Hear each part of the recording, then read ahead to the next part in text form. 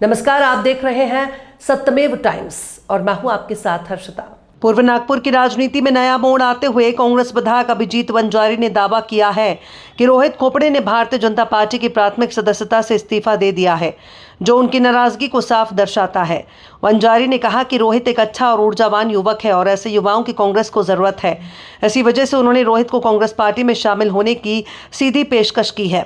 अभिजीत वंजारी ने आगे कहा कि यदि रोहित खोपड़े कांग्रेस में आते हैं तो उनका खुले दिल से स्वागत किया जाएगा। उन्होंने ये भी याद दिलाया कि रोहित के पिता पिछले 4 कार्यकाल से पूर्व नागपुर के विधायक रहे हैं, लेकिन इसके बावजूद अगर रोहित को न्याय नहीं मिला तो स्वाभाविक है कि उनका अपने पिता के नेतृत्व पर से भरोसा डगमगा गया होगा। इस बयान से राजनीतिक गलियारों में चर्चाओं का बाजार गर्म हो गया है। भाजपा से इस्तीफे और कांग्रेस की खुली पेशकश के बाद अब रोहित खोपड़े आगे क्या फैसला लेते हैं, इस पर सभी की नजरें टिकी हुई हैं। ये घटनाक्रम पूर्व नागपुर की राजनीति में बड़े बदलाव के संकेत के रूप में देखा जा रहा है।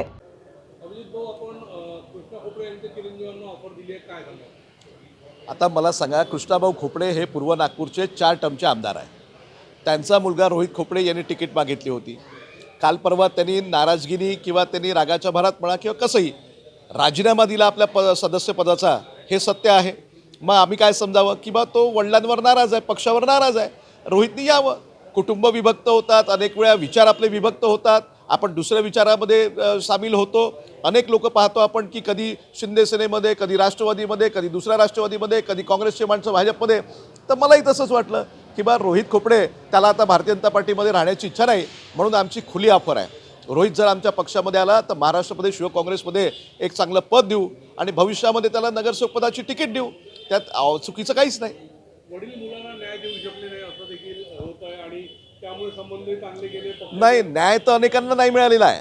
मी सांगितलं ना की ही ऐतिहासिक घटना आहे की नागपूर शहरामध्ये महानगरपालिकेच्या किंवा संपूर्ण राज्यामध्ये अनेक शहरं पाहिले आपण, अनेक जिल्हे, आणि काँग्रेस पक्षानं अनेक वर्ष राज्य केलं। त्याही काळामध्ये इतक्या मोठ्या प्रमाणामध्ये सिटिंग नगरसेवकांच्या तिकीट कटताना आपण पाहिलेला नाही।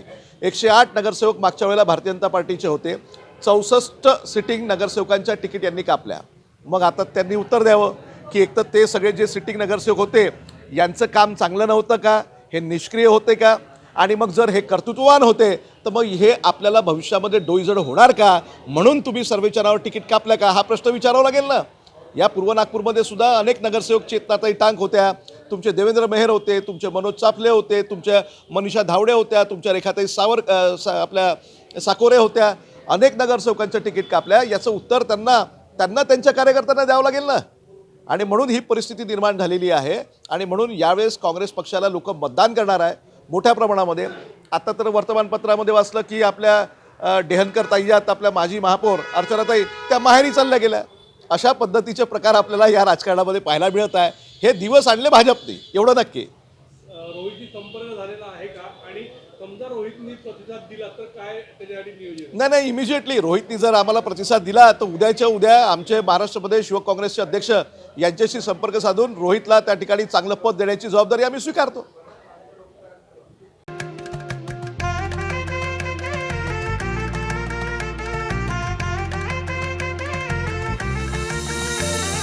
माना पानाचा ना त्या गोत्याचा पसारा लई बाई वाढला।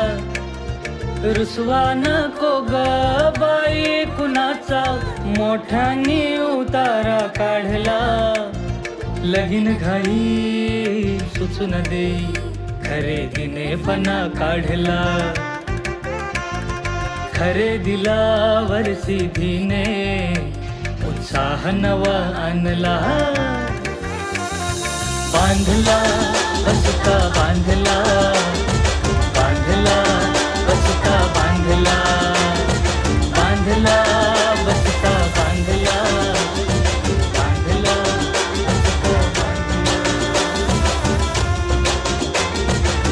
कमी किमतीत आणि क्वालिटी सोबत, बरं का? आहे तर शक्य आहे।